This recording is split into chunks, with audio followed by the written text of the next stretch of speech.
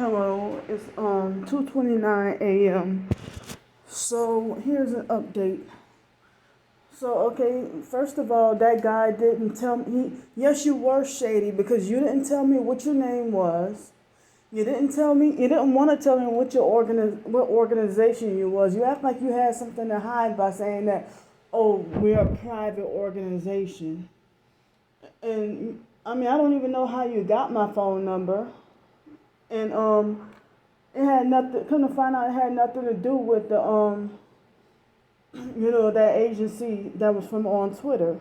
You know, as I said, how would that agency know if there was I didn't put my phone number on that little application with the other situation. So you call from a New Orleans phone number.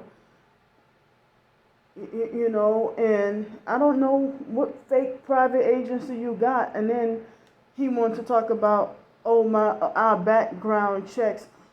We did a thorough background checks and like using stuff against me, I guess to further deter people from wanting to help me, you know, and he found access to certain things about me that if I Google myself, I couldn't find it.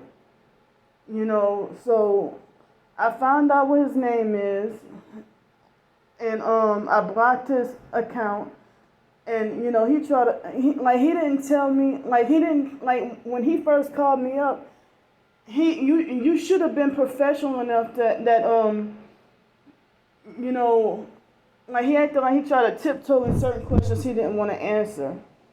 As if he didn't want me to know so much. And you better not have done something like try to participate in identity theft or anything like that. Because you try to lead me on to think that you're a legitimate agency or whatever, and it seemed like you're just like a perp who some kind of way illegally found my number, and like the perp DJ, and he, if you were a legit agency, then you would have no problem telling me what your name is and the name of your so-called private agency. You wouldn't have been so quick to hang up in my face, And then he said that our agency only helps people with zero income, and you said you have Social Security and SSI, and you have he found out that I got a little more help on my GoFundMe and stuff. I didn't even know that another person had donated, So he didn't tell me until after he talked to my employer, because he acted like he was in a rush with trying to ask me certain questions and talk to But I was trying to the first round he didn't even allow me the chance to I was trying to let him know that I get SSI and Social Security and stuff like that. But it seemed like he just wanted to personally attack my GoFundMe. Then there was this other website he tried to throw in my face, on the comments, but I'm glad it looked like YouTube censored them because they had links posted. So I blocked his phone number, and he knew he was freaking dirty.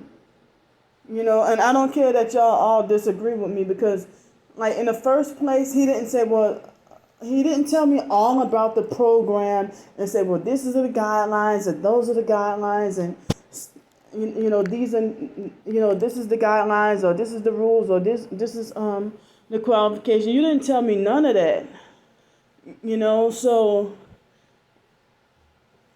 you're freaking dirty, whoever you are. I don't even know if your name really is Timothy Sanchez. But you didn't, you couldn't tell me over the phone that your name was Timothy Sanchez? Or what organization you were from. What you did just seemed weird and off and shady. Just randomly call me out of nowhere. And as I said, you can't be connected to the little agency that I talked to this morning, because I did not put my phone number on that application. Because they're all the way in Spain, and they wanted a WhatsApp. I don't do WhatsApp, so I just put my email on the application. So I don't know where the hell you come from. So, and he didn't even say what the agency helps about homeless people either.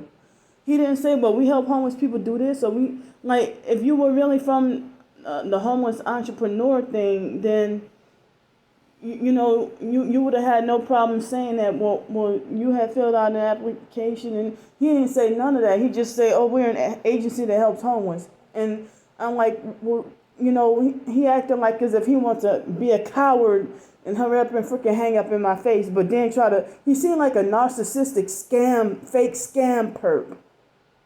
And I really hope that you end up going to fry in hell.